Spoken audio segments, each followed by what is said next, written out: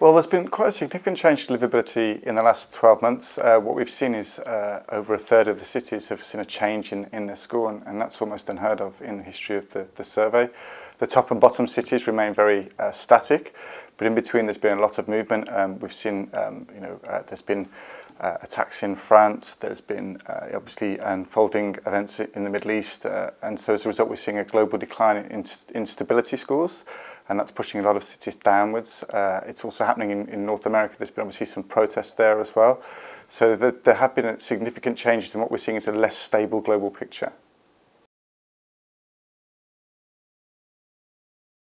Well, stability has been the key factor, I think, in changing livability scores around the world. There have been two divergent trends, I guess. In some countries, or certainly in China, we've seen renewed stability, I guess. The impact of the anti-Japanese unrest, for example, has now died down, so we're seeing an improvement in scores in China, and that's a bright spot, but that comes against a very stark backdrop. We're seeing the attacks on the Charlie Hebdo offices in Paris, we're seeing attacks in Tunisia, we're seeing unrest in North America, in the US certainly, and there's obviously a lot of economic instability, and this is really weighing on scores. So the global average score is falling, and that's been driven largely by stability declines.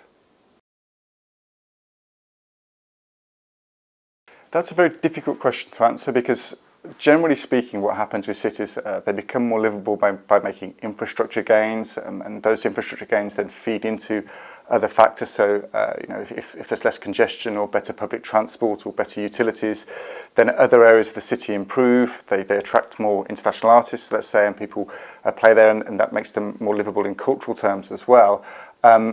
But underpinning all of this is stability, and so obviously you need a stable environment, a stable economic environment, a stable political environment to operate in.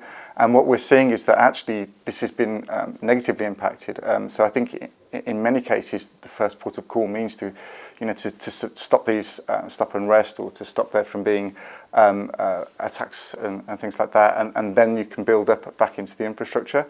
The score tends to move very slowly upwards, but very quickly downwards, which is one of the features of livability.